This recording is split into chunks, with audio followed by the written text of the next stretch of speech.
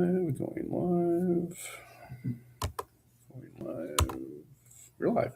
Great. Well, everybody, welcome to another session of Bother the Father. We're here at St. Anne. First off, before we begin, just a shameless plug. So we just concluded our mystagogy for our OCA, which means kind of the study of the mystery. That's what mystagogy means, just kind of the study of the unknown. And traditionally, it's where this time of like kind of explaining to new initiates what has happened to them in the Easter Vigil, but also time for feedback for catechists to understand like maybe where we did well, what we did maybe need to work on. So now that we're kind of done with that, I want to announce, and this will be in our bulletin this weekend as well as in a flock note for our parishioners, we're going to start summer OCIA on May 27th. So this is sort of a trend that's happening in other parishes around the country. I want to try it here because it seems like every year I get about 40 people who say, yeah, great. And then we get like 10 to like maybe 10 or maybe like 8 that actually come to the session. So part of that could be because with the school year, it's elongated throughout the school year. There's other priorities. There's other things that happen. So I've often said this, part of the job I see as a pastor is to remove excuses for people. And so this is kind of an opportunity to do that. So with the summer coming, there may be more opportunity for people to actually engage. So far we have 5 people signed up, which is pretty great. And we're looking to have more. We haven't really promoted it yet. So this is kind of the first maybe official promotion. So for anyone in the St. Anne boundary, if you know someone who just wants to learn more about the faith, who wants to maybe even become Catholic and are not, please send them my way. Have them email me, have them call me. My email address is on our bulletin, but just to give it out here, it's markmadden@archstl.org, or you can call the rectory at 314-385-5090, extension 855. So those will get to me, and I will be able to register. We need a valid email address and a cell phone number that receives texts to actually register. And part of that's just because the way we communicate is through flock note. So we put all the communications out through that, and so they need to receive text and emails in order to do that. So again, shameless plug, we're going to start that on May 27th at 7 p.m. We're going to do every Wednesday from about 7 to 8:30, and we're going to culminate that with a reception of candidates and catechumens on August 30th at the 11 o'clock Mass. So kind of more a 3-month kind of stint instead of more of like a 6-month. We're going to do more time in those sessions, maybe a couple hours, hour and a half minimum, maybe even less, maybe an hour some of the sessions. And so it's kind of going to be kind of a crash course. So this is kind of a test thing, see how it goes. But we're going to do that starting in May and go all the way through August. So good. Well, any questions anyone has for this evening? The floor is open. I have a question. Yeah. So, and if you don't want to, if this is not the appropriate place to answer, right, I'll understand. Okay. But if you knowingly vote for someone who is pro-abortion, is that a mortal sin? Yeah, good. Okay, so the way the church kind of approaches, and this is more of maybe a modern scenario, right? I mean, because before we had republics and democracies, a lot of the authority was really more put on the person of the monarch or the nobility. With the American experiment, there's been kind of other moral kind of direction that's been given. That stemmed actually from Americanism. So there actually was a heresy called Americanism. And part of that was kind of an aspect of morality to basically, it's based on a fallacy of the pro populum fallacy. So in other words, morality is based on popular opinion, not on universal truths. So part of that is when you're voting for somebody, okay, well, who am I actually voting for? Or what am I actually voting for? And part of that is an interior disposition in that, right? So there is a level of privacy of the conscience that needs to be maintained. No one can really be forced to vote a specific way. But the idea there is that even our founding fathers had the understanding that someone has a well-formed conscience when actually casting a vote. Well, what does that mean? That's in line with Christian truths that has been promulgated from divine law, as well as even the laws of the church. So if you're asking, is it a mortal sin for somebody to vote for somebody who is a pro-choice? The general answer to that would be no, but it depends. So if I'm voting for a candidate specifically because they are pro-choice, meaning, hey, that's my platform, that's the only thing I'm running on, that's my whole thing, and I'm consciously voting for that person because of that, yes, we would say that's a grave matter. And for someone who's actually knowingly and willfully doing that, they would be committing a mortal sin, right? Now, are there other circumstances that would mitigate that? In other words, okay, well, boy, this candidate is pro-choice, but they have some really good ideas about helping the poor, right? Maybe providing opportunities for jobs for people that can actually give themselves dignity, that maybe also have really good policies on immigration that actually not only protect our borders, but also protect the dignity of the human person in that regard. And these factors alone, I would vote for them if they weren't pro-choice, but okay, they are. Now, the question could be, and this is more prudential judgment than a moral decision, because it's also based on how much you know about this person. What can you actually predict based on what you know? Is there any other candidate that could be better, that maybe has those same principles, but also is not pro-choice, right? I think what we find in our current political realm is that we don't necessarily vote for the best candidate. We're usually voting for the lesser of two evils. And that's an unfortunate situation we find ourselves in. It sounds like it's right out of somebody's toolbox. Yeah, right. So in that regard, I know the person is pro-choice. Or at least, I shouldn't say pro-choice, really pro-abortion. Maybe that's a really good way of putting it, right? It is better. But also they have these other aspects that are really, really good, I think, for society and our moral principles. So I might hold my nose and cast the ballot, but I may not be committing a mortal sin in that regard, because my priorities are such where I'm still upholding the dignity of the church. And I'm not saying this is good, this person is upholding it. Now, the other aspect of this would be too, that the church would also say that we have an obligation to cast our vote to mitigate as much as possible the spread of that. So in even that same regard, let's say, okay, they're pro-abortion, but that's not really a high plank on their platform. They're kind of just like, they're not really trying to promote an expansion of that. They're not really even trying to promote even kind of voting for those type of bills, but that's kind of part of their platform. So, okay, they're not expanding any further than it already is. And who knows, maybe they might actually be convinced to actually reduce it over time. So a lot of these are based on prudential judgment. And so it's hard objectively to say, okay, you're committing a mortal sin because, well, we don't know what you know. We don't know exactly if you're willfully doing it or if you're looking at this as lesser of two evils. Now, I say all that, but I also want to say, too, abortion is still an important aspect in the United States. It's still a problem. Now, there's been great movement to mitigate, especially with the overturning of the Supreme Court in Obergefell. And so good. Now it's back on the states, but that doesn't mean the battle is over. No. So now we have more of an obligation to look at our state elections and our local elections and say, what can we do to mitigate it further? Right. Right. So I mean, those states, when it went back to the states, some states had said, okay. I mean, it's not like they're trying to hide what their agenda is. Right. And as a So- Catholic, live in these states especially where it's like kind of in places like New York, California, where it's pretty expounded upon, right? Yeah. I have an obligation to keep that in consideration when I go cast my vote and pick a candidate that's going to try to limit that or at least not expand it any further at minimum, right? Yeah. So these are all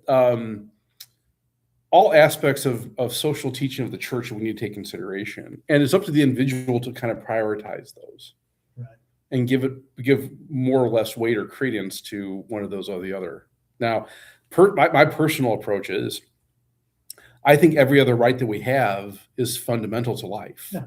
So in that regard, it makes a lot of sense to say, let's try to promote life as much as we can before we can even start looking at other aspects of, you can't have dignity without life. You can't have goods without life. You can't have liberty without life. So that seems pretty fundamental. Yeah. Others can disagree with that. and say, well, so there's an argument to be made. Well, if I provide other resources and opportunities for a person that, let's say, through financial means, through other aspects of making their life more dignified, they may be more prone not to choose abortion, put into a crisis situation than they would. That's not a bad argument. Now, practically speaking, how do you do that? What are ways you do that? Because the other aspect too is, well, okay, do we become too dependent on our government for these things rather than other opportunities? Well, let me flip it a little bit. Sure. What if someone said, I would never vote for somebody who is not a pro-abortion? Who is not pro-abortion?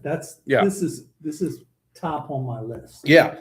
I think someone that would say that, I would say if that's the only issue they're looking at and they're voting for that reason. Well, no, let's say they have a list. Yeah. But I've got 10 things that I'm looking for. And this has to be one of those in there for you to get my vote. So in other words, that is let's say 9 out of those 10 are all in line with what the church teaches is moral, what I believe, but they're also pro-abortion. And that also is on my list. But they have another candidate has the same 9 that is pro-life. Well, but that's probably not going to happen. Probably not. Yeah. But so I guess the question I'm asking then is, if it hinges on that one issue, then I think that what the church would teach is you should vote for the person that is not pro-abortion, right?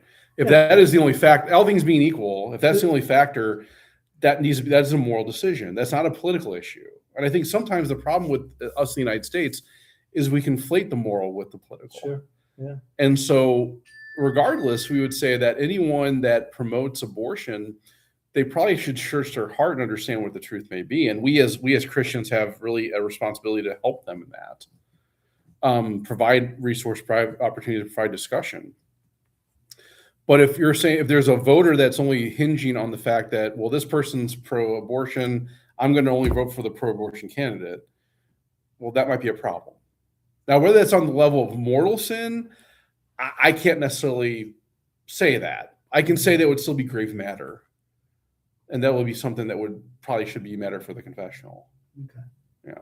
Yeah. Because I mean, the way I always look at it is like when I hear somebody make that argument, right. It's like, okay, let's switch it out. Not that you can switch these two things out, but let's go to a different era of this country, right? And say the one issue is slavery.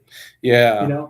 Yeah. Well, I am pro-slavery. I don't have slaves. Right. I really wouldn't want to have a slave. Yeah. But I can't tell you shouldn't. Yeah. I mean, it's a very similar argument, right? Yeah, very much so. I mean, it's both about, I think some of the struggles I think we have when it comes to the topic of abortion is, everyone can look at extreme circumstances, hypotheticals.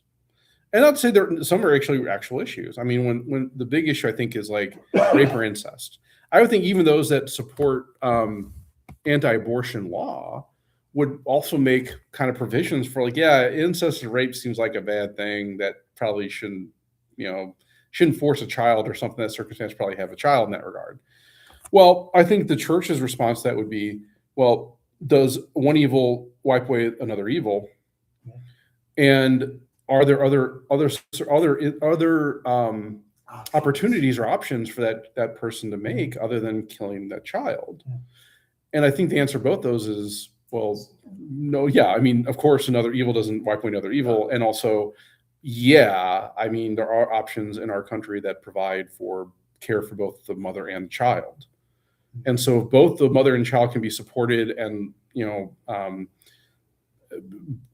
cared for, well, then what is the real discussion here? Because some would make the argument of the trauma. I think what gets lost in that discussion, this comes from now, for me, 5 years working with Abortion Healing Ministry, is what tends to be lost is that the fact that the trauma of the rape or whatever it may be, you're actually compounding it by the trauma of an abortion.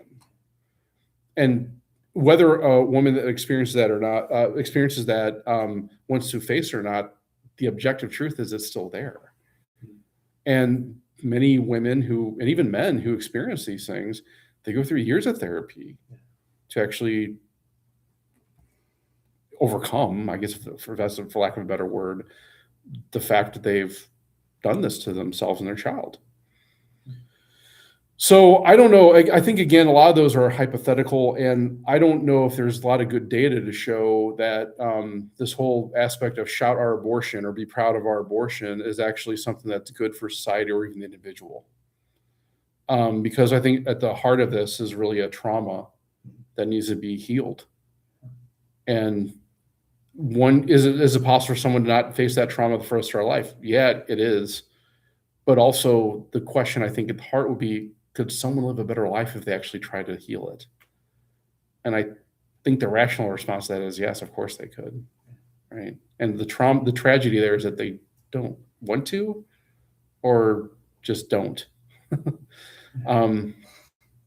I know there was one, we have these wonderful healing ministries here in the Archdiocese, and you hear some very harrowing stories. There was one in particular, of course, this is all anonymous, and we won't name names, but there was one person who experienced incestuous rape and had an abortion because of that. And this person was heartbroken because of it.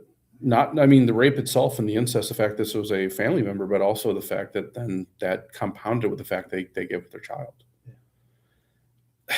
Yeah. It would have to be a very terrible thing to deal with. Oh, sure. It's something you would never get. I don't think you could ever get over. No, well, but I think the thing is there is hope in that. And praise God, this person experienced that. Not just in like the fact that they experienced, God's mercy in these retreats and in these kind of just expressing these things in a safe environment that they can actually nurture and loved, but also through the sacraments. I mean, people don't understand. I think we have two approaches when it comes to the sacrament of reconciliation. We take it for granted, or we despise it. And the sad thing about that is, those are the confessions that are life-changing. When someone can actually fess up to what they've done and actually take ownership of that and say, I'm giving this over to God, and trust that God's going to heal. And the thing is, he does. That's what I think people don't really realize here, is that I think people fear it or they take it for granted. And the sad thing about that is it's really not meant to be either. It's just meant to be something that you can actually experience God's presence and love. I've always had the thought, and I was guilty too at times. I think the Catholic Church has to do a better job of instructing us faithful from a little child on even into adulthood, the sacrament of reconciliation. Mm-hmm. I really do believe that. Because there's times I shunned it for years because I just was afraid of it more than anything.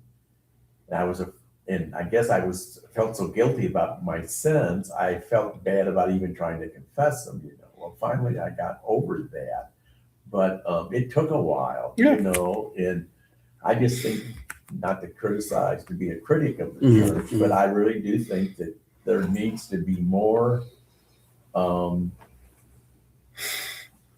instruction to the faithful, and whether it be a child or an adult. I'm still learning things today at my age, and I thought, God, and I just think that there has been some failure there. And I've got great hope for Pope Leo. My God. And the beating that he's taken over these so-called comments with that idiot. Whatever. Here's the thing. Here's the thing. I think Pope Leo was kind of above that. And even that response, I don't know what you would expect the Pope to say. Nothing. He said nothing. Well, either way, to say that, really what the Pope was doing is upholding, you would expect the Pope to uphold the teaching of the church. Yes. And when the church says that, we should turn to any other ways and avoid war, that's just war theory. That war is always supposed to be a last option. It's supposed to be the end all of it. And there's no other option to do. but also there's other issues with that as well. So, I mean, to say that the Pope is weak on crime, I don't even know what that means. ridiculous. And But you know, You can only just laugh at it in some talking ways. about it is- but You know, that's the thing, I don't you know. Father, my own brother told me his thoughts on it, and believe me, he had nothing good to say about the Catholic Church with this and the Pope. And I've heard other Catholics saying things. Yeah. They don't understand. Yeah, I guess. yeah. I don't know. Well, here's the thing. Usually when I see these things, that's what I assume. I always assume ignorance rather than malice in a lot of these things, because I think it's the only thing you can do. Well, Yeah, I mean, to that end, yeah, I mean, the sacrament of reconciliation is there for us to kind of grow in our understanding of our weaknesses, and even to be humble to bring these to the sacrament. And so, yeah, I mean, what can be done with that? Yeah, I mean, I don't know. I mean, I think even if there were failures, and it's not to say also to that people have had bad experience in the confessional. I mean, I personally never had an experience in the confessional where I felt put down or yelled at or anything like that. I do know there has been experience that with some people. I do know there's even priests today that maybe take more of a firm hand in the confessional than more of a merciful, approach. And I think sometimes that's maybe what people need. But we're told very specifically in our formation, be a lion in the pulpit and a lamb in the confessional. that's what Father Dolan Yeah. always said. So I think there's something about that, right? So good. Yeah. I don't know. Well, a week ago or so, I was in the car. I picked my grandson up from school. And I don't even know how we got to talking, but he talked about abortion. Well, the car ride wasn't long enough because we got where we needed to go, and then we changed this, got out of the car and went in the house and did whatever, And I would have liked him more. Here you are finishing the 6th grade, and you're already talking about abortion. In grade No, that's school. probably about right. Yeah, That's probably about right. Yeah, Surprising. that's probably about right. Yeah. Just young. I mean, it I'm- seems yeah. young, but I mean, I think maybe we in were, this day and age. we it's talked about, I not think, young. sexual ethics, that kind of thing, more in like 5th grade. Wow. I That's think, a change. well, I think was, but from I generation. yeah, I think the reason, which is good. yeah, no, I think the reason is because with the advent of like the internet and other things, youth have become more sexualized. I know when I was growing up in the 90s, there was a real, even in the 80s, there's a real concern about teenage pregnancy. Oh yeah. And that, it's not to say that maybe it wasn't happening before that, but it seemed like there was it was more prevalent. Yeah. And so I think to kind of cut that off of the past, so to speak, Yeah. many schools started teaching sex ed earlier. There's even been discussions even today, and maybe start teaching around 2nd grade, because kids get on the internet and see stuff and they don't know what to do with it at this point. Yeah. And we have a society that kind of gives kids a tablet or something and says, okay, go play and we'll see you later. So I don't know, but no, that's probably about right. And I think when we talk about the morality of things like abortion, it's really in line with the 5th commandment. And if we look at the history of this understanding, that it has developed over time. Now, part of that's been with our understanding of the biology. So some people will look back and say, well, wait a minute, some of the great saints would advocate. I don't know if they advocate, but they would teach that to be a human being. And so this is kind of the struggle, because this is based on, science that wasn't really developed yet. That people like St. Augustine, even St. Thomas Aquinas, would argue, and this is a philosophical argument, that to have life, there has to be some kind of movement, right? The evidence of a soul is that there's growth, there's things that happen that move on its own, right? So a blade of grass, it grows. That shows a soul. It's a living being, right? An animal can walk. Okay, great. With something like a child, and if you want to use the zygote or even a fetus, the problem was the growth was usually shown when the mother started showing, Well, back in the time of Augustine, even today, a mother usually wouldn't show for like, maybe 2 months. Yeah. So his argument was, and this, he actually talked about this in his document about matrimony, holy matrimony. He wasn't really trying to answer the question when the soul enters the body. He was trying to more kind of understand what the purpose of marriage is. But it was kind of an offhanded comment where he said that, the soul may not enter the body for a couple months of a child. But he would also say you shouldn't terminate that progress because of this understanding of potentiality and actuality. That after the marital act, there's the potential for that child to be there. And to disrupt that process would be a great evil, right? So even though you would say, well, maybe the soul hasn't entered the body yet, to disrupt that process in St. Augustine's mind would still be a problem. Then you get to like St. Thomas Aquinas, who would say, well, yeah, maybe it's more like 8 days, because they thought the sperm didn't reach the egg for like 8 days. Again, this is based on science that was at the time. They didn't have like these things like microscopes, could look at the cell division, all that kind of stuff.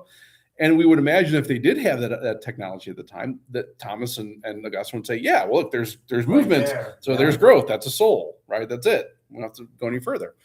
But even Thomas, in line with Augustine, would say, yeah, but even if, let's say, for that 8 days, it would still be wrong to stop that process from happening, right?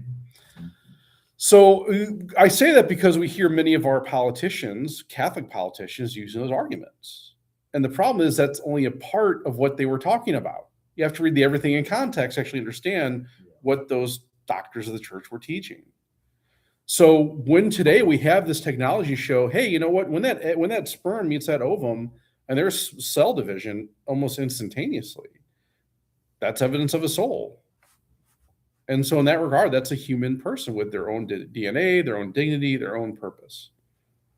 And so based on that, we should not do anything to disrupt that innocent soul willfully, right?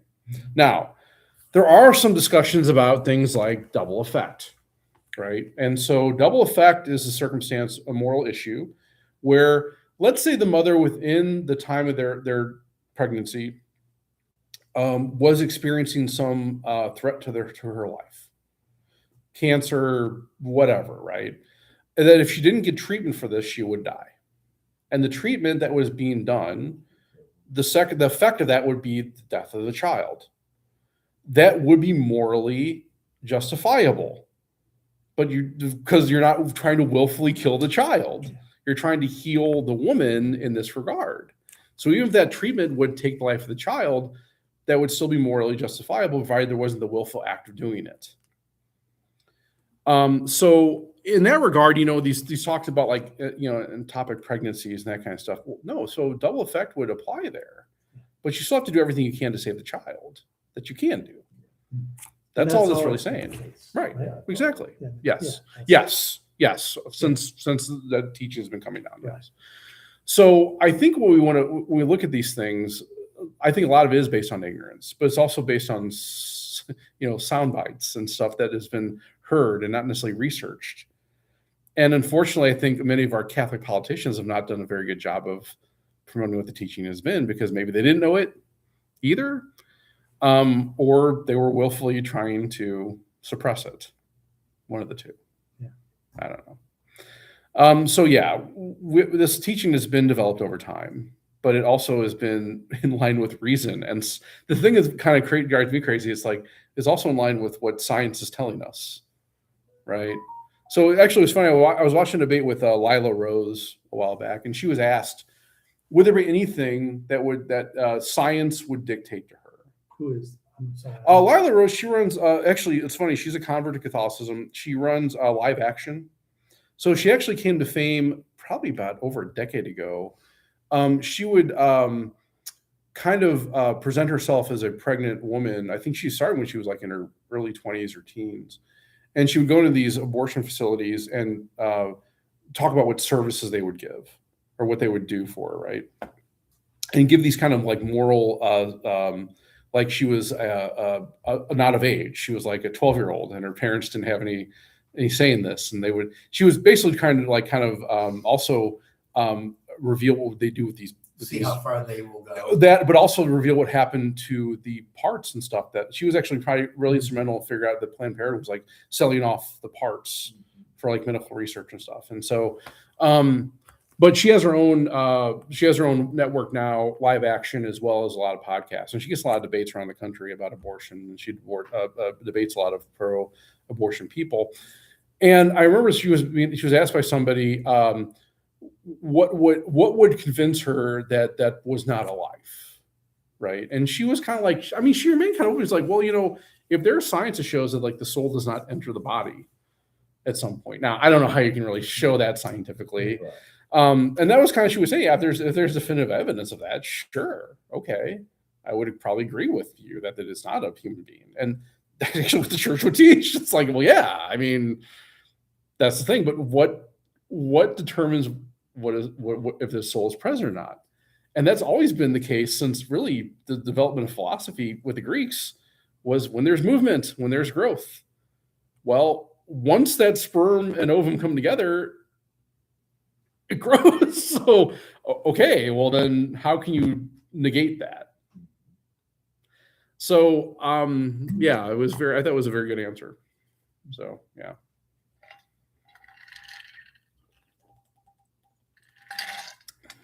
So then you start getting conversations about like more place, so what's the difference between a child in the womb and outside the womb? Because some would argue that, abortion should be done all the way up to the point of birth. After birth. Even after birth. In this country. I mean, so. Well, that's because that becomes a different term altogether. Yeah. We go from abortion to infanticide. Yeah. But, yeah. I mean, have an undergraduate degree in anthropology. Mm-hmm. And so when I studied anthropology, there are many places in the world where they practice infanticide. Yep, including ancient Rome and Greece. Not that far back. Mm-hmm. Right. I mean, it wasn't that far back. And it's like, it was mind-boggling. Yeah. And yet you have people in this country who go, well, if the child survives the abortion, we'll just set it there. And if it lives, it lives. If it dies, it dies. And it's like, okay. Yeah. I mean, how far has this country fallen? Yeah. I think sadly, I mean, they have this old adage that, culture is downstream of art, and once you start kind of depicting these things in like things like TV shows, movies, that kind of thing, it becomes part of the zeitgeist and then becomes more easily accepted. And then what's more hypothetical then becomes more practical.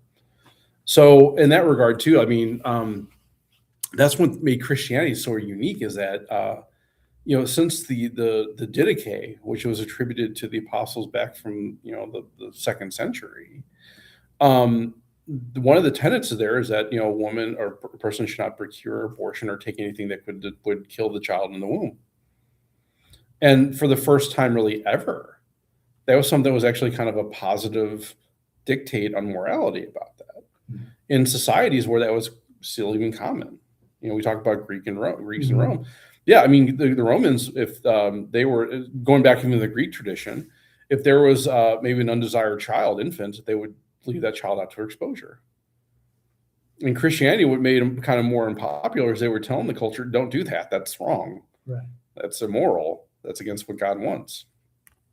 And of course, Romans respond, which God? But, Yeah. But, that's the thing. It's that, Christianity was unique in that regard. Mm-hmm.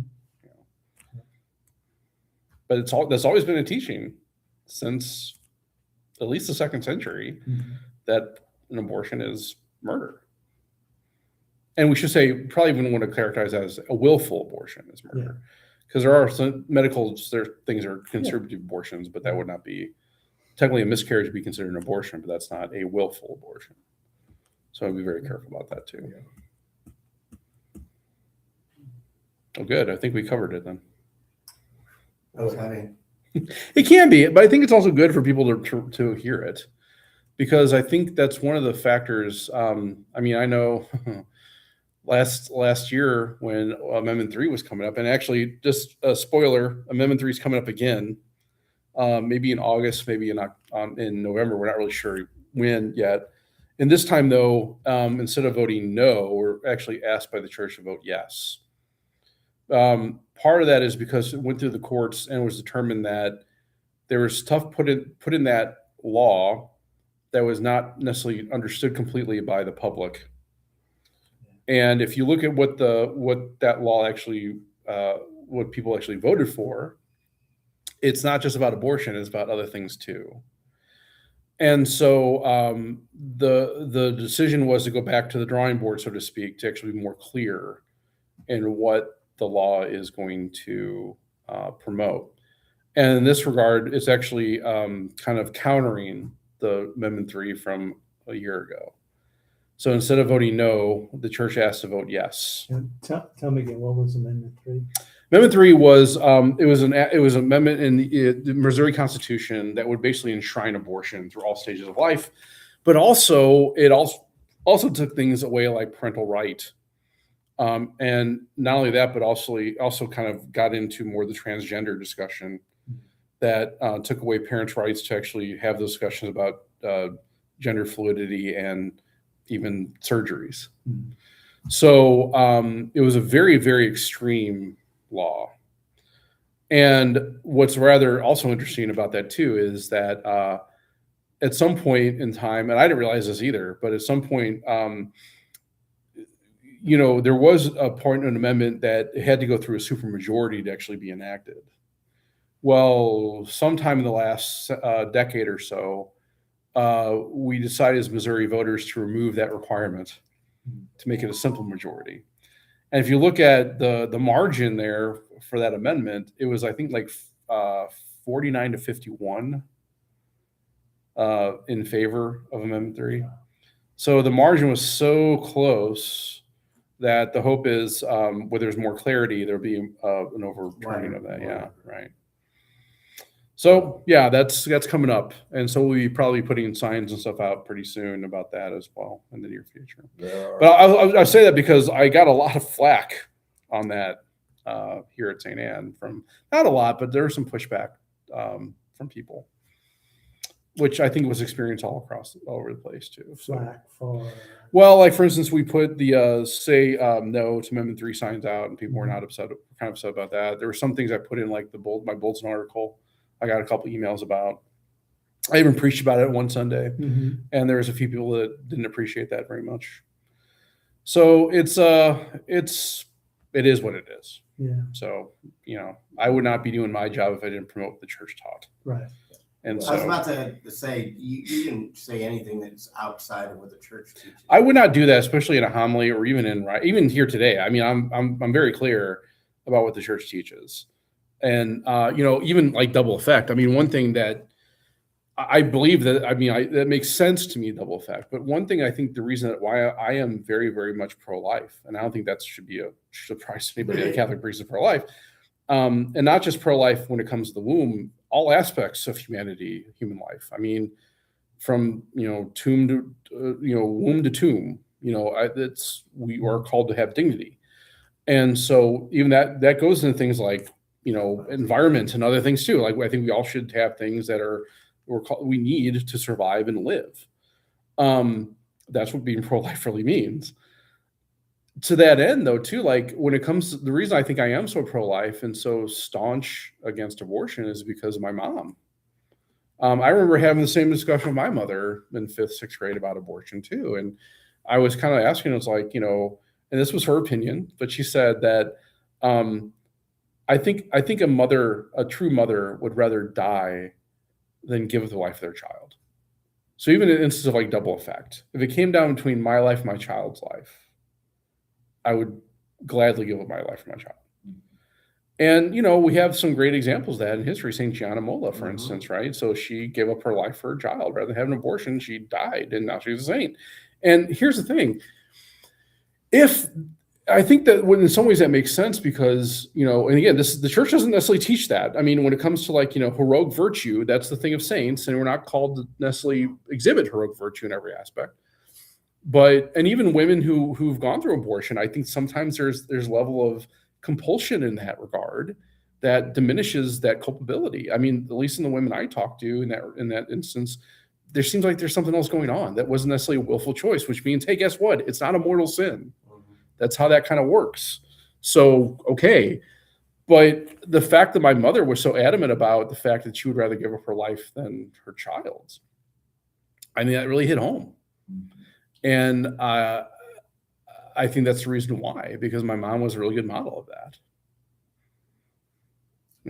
So I don't know.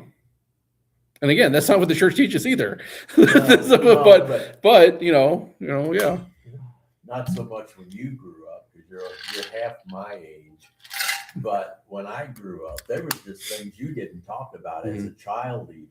I mean, it wasn't discussed at home. And I mean, we would say, oh, mom's going to have another baby, and we didn't say it exactly with a lot of joy. There were so many of us as there was, there ended up being, 12 anyway. Cut that potato in half. Today we are a little more open in society and talking to our youth and that. And there's part of me that would like to know more of what actually is taught in the Catholic schools about these matters and when do they start. But then again, I'm sure the Catholic schools wouldn't appreciate me saying that. Yeah, I mean, I will say, I think there is a level of a mode of the receiver. So, for instance, when we talk about things like morality, we do talk to the second graders about the fifth commandment, the sixth commandment. Now, we don't talk necessarily about abortion or pornography, masturbation, those kind of things, because you're 8. I mean, so that'd be very awkward. Yeah. So we kind of put in terms more of we do talk about things like, right to defend oneself, right? The moral obligation to do that, right? There's a difference kind between taking a life and defending life. When it comes to home invasion, war, we do talk about that in second grade. With the sixth command, we talk more about the dignity of the human person and the sexuality. That the fact that do unto others as you would have them do unto you, which means if I want to be treated with respect and dignity, I should treat others with respect and dignity in every aspect of life. Over time, when you start getting in 5th, 6th grade, we may have more of those, especially the middle schoolers. There's probably more openness in the discussion when it comes to things like abortion, sexuality, because there's that foundation there. So definitely by high school, they're definitely having those discussions for sure in high school. Well, I've heard you say, and I've heard other priests and people, Catholics say, I've heard you say with baptism, you as parents and godparents are the first teachers of the child. In an ideal world, that's true. Right. Just how true is it? Well, I mean, again, I think it goes back to those founding fathers. You're assuming that you have a well-formed conscience and understand the faith, at least the building blocks of it, right? And to your point, Ken, is that I don't know if that's true for everybody now. Well, I know. And which is why, even one of the struggles we have, I think, with the school is the fact that, it's not a struggle. It's good. But when it comes to somebody who wants one of the school children went to enter the church, phenomenal. But also the question needs to be, who's going to foster that for you? Especially if you're not in a Catholic family, or maybe not even a Christian family, or not even anything family. So that's where the godparent becomes a much more crucial role for them. And we have to have that conversation. Usually from the parents, all I really need from them is at least no obstinance, but also have them understand it's now they're becoming Catholic. They have to go to mass on Sunday. They have to do these things, right? So who's going to do that for them? Who's going to bring them there? Right? I don't know if this would be of interest, but I've often thought that, because I go to a lot of trivia nights, and I hate trivia, but I like to support different things. Sure. I mean, it's the longest 10 rounds of my life. It is really. But instead of doing trivia, why don't you do Catholic history? You might actually learn something that you never learned, even if you went to, 12 years of Catholic school. Well, yeah. I went to 10 years of Catholic school. Yeah. And I can tell you, I learned more about the Catholic faith on relevant radio than I did in 10 years of Catholic Well, school. and I think part of that too, and I echo that, David, because I went through 13 years of Catholic school. And I don't know if I really learned the faith until I actually went to the seminary, or even before that, when I started actually teaching catechesis, because I had to know, right? Yeah. So, I mean, in some ways, those who maybe go to a public school have an advantage, because in that you're in kind of an atmosphere where you kind of have to defend the faith, or at least have the choice to do it. Where in a Catholic school, it's sort of like, yeah, this is what we do. I This is think- kind of part of I it. think he might have been one of the ones who said, "Send your kids to public school." Yeah, You know? yeah. I mean, in some ways, sometimes the public school kids are more engaged with the faith because they had to defend it more. Yeah. But even that point, I mean, yeah, I think some of that could be the mode of the receiver, but that's not a bad idea. I mean, I know there's some trivia nights that actually do kind of like at least have like a Catholic category. Yeah.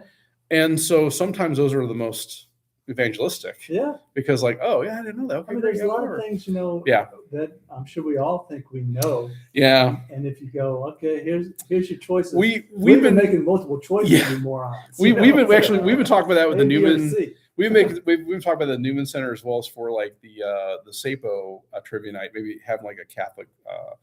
The only problem is like who's going to do that, and it sometimes looks at me and to tell you the truth, I've kind of dropped the ball. It's like, oh yeah, I forgot I was going to do that. So maybe I should be more cautious in that going forward.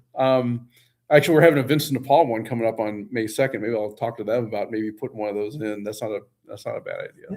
I think they'd be open to that too. A lot of Yeah, those. even if you know, I know one of the ones I went to, you had a series of questions. Yeah. You know, maybe even just add a couple rounds. Start Yeah, with yeah. one round. Go next year, 2 rounds. Yeah, and yeah. see. Yeah, we can see that. Yeah. That's not. I know the seminary used to have one. It was kind of very much all have to do with like some kind of Catholic category. They'd have one or two that was more like kind of more sport or whatever. But like, I think I think they had 8 rounds, and of the 8 rounds, I think about 6 of them were something to do with the Catholic Church. Yeah.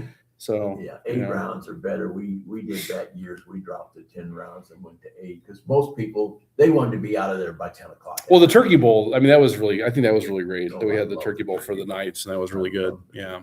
So yeah, I don't know. That's not a bad idea. We'll have to maybe see what we can do in the future for that. So yeah. Well, you'd have to, Dave, you'd have to build up the interest part. And how? Well, I mean, but so I think you start with like a round. Well, yes, You know, I think that They don't know that could what definitely they're get doing right. when they Right. walk in the door. Exactly. Yeah. Who knows? Yeah. You don't know if you don't try. That's right. Yeah. That's right. And in this city, I mean, there's a lot of Catholics. Yeah. And some of these people go from trivia night to trivia night. There was one category I was at one time. It was kind of it was pretty rough. It was they give you the address of the church. You have to tell which parish church it was. Ah, Oh, That that was one, cool. yeah, that was really. It's like, huh? Yeah, I mean, that was a thinker. That was Yeah. really kind of tough. Yeah, that was a little tough one. I don't know how many people got. I don't know what the average score of that one was, but I guess Wow. I'm sure it was probably around 5 or 4. yeah. That would It be was tough. pretty rough. Yeah. Most Catholics know where the new and old cathedral are. Right. Yeah, but there's like 20 churches up and down South Grand. Well, right? that's the thing. I mean, it's like wait, they can't be like, okay, wait a minute, what was the address again? Yep, yep. All right, yeah. So it And was. that South Grand can be repeated. Oh yeah, yeah. Well, even that's the thing. Even like look at like Gravois. Like there are 2 churches on Gravois Road that are like within a block of each See other. each other. Yeah. So it's like, oh well, Yeah. that might be a little more tough That's to a do tough too. one. Yeah. Yeah. Oh Lord. Yes. It's been pretty easy here in the north area now because we've been so decimated with. Oh Lord. Well, very good. It's interesting. Yeah. It gives us something to think about and discuss here in For sure. these sessions. I really enjoy it. Well, good. Any other questions, comments, concerns, heresies? Then That would be a good subject sometime. Heresy. heresies. Oh Yeah. boy, There's no new ones, right? There are no new That's ones. what you Oh, said. Yeah. but there's a lot of people that hold on to the old one. that's very true. For sure. That's very true. For They don't sure. know they're That's- holding on to an old one. For sure. That is one thing we talk about in OCA when we're getting started is like, about these heresies that came out of the ancient world. And it's like, okay. And so, and what's I think kind of funny though, is you see them kind of just resurrect over time. New and improved. But Well, I mean, one thing always comes to mind is like, it's funny after studying a little bit in the Church of Latter-day Saints is really that whole basis of that is really based on Arianism. Arius. I mean, now, to be fair, it took a long time to stamp that out. I mean, it took hundreds of years, and there's several, like 3 different councils that had to condemn it before it was completely abolished. But it's funny that you see these things like, wait a minute, that was this, and that was this, and that was so. I mean, it's rather interesting. So, Thank you. thanks. All right, guys. All right. Thank All right. you, Father Mark. We'll see everyone next week. Thanks for coming. And you're feeling better, I trust. I am.